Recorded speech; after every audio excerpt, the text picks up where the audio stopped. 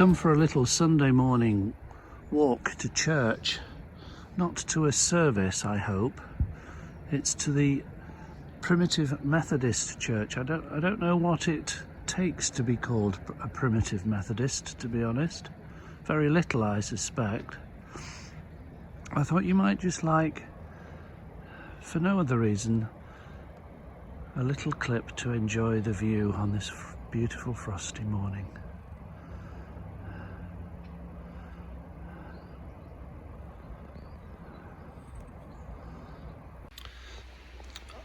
Honestly, look at these miniature trees, frosted,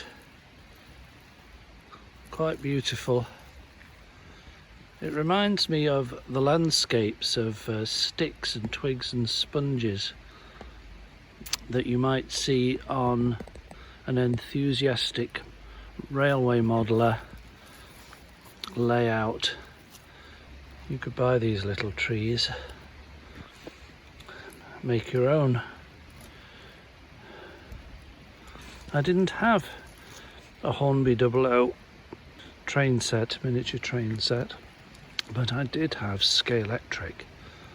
And my favourite racing cars, which to this day it's my favourite classic English sports car, was a Triumph TR5 with the sexy bulbous rise on the bonnet asymmetrically, not in the middle of the bonnet, on one side of the bonnet. I always fancied that car, and also a mini car. They were my two racing cars in my Scalextric when I was about 10 or 11.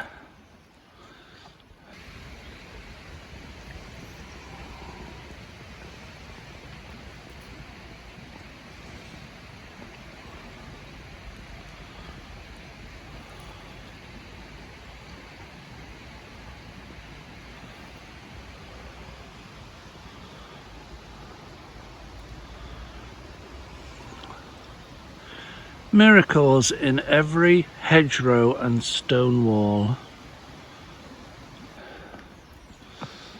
And what's this fella here?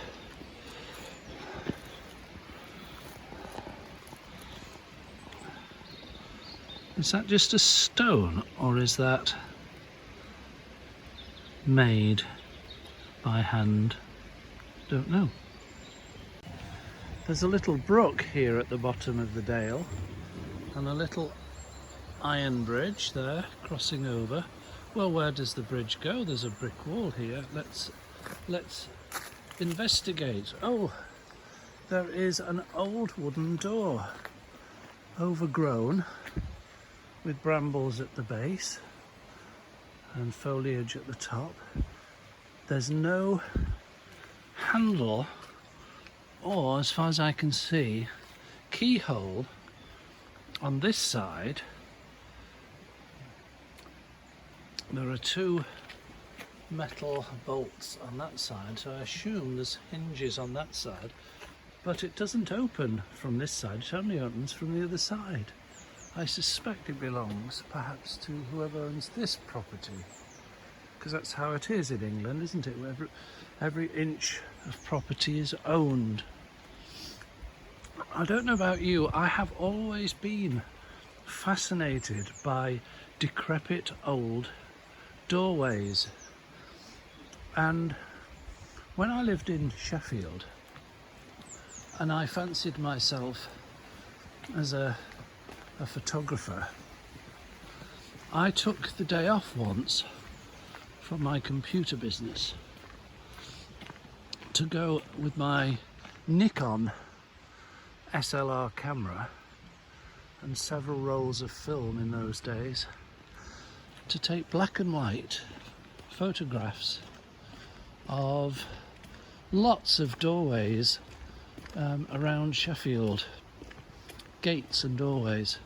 One of the particular attractive attributes of Sheffield's industrial past is that most of the buildings are built in a nice mellow stone, which is very pleasing. I used to live in a stone-built terraced house in Crooks by the church,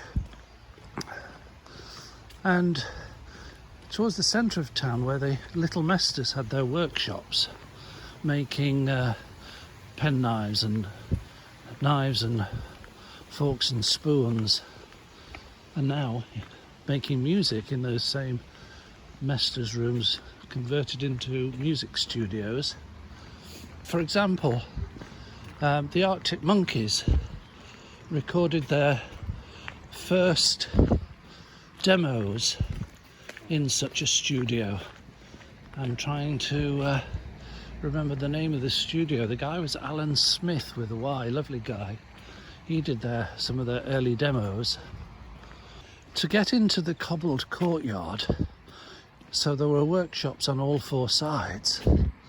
Alan's studio was in there on the ground floor in a lock-up.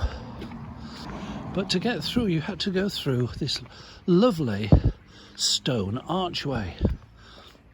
And when you get to know Sheffield's history, particularly as steel and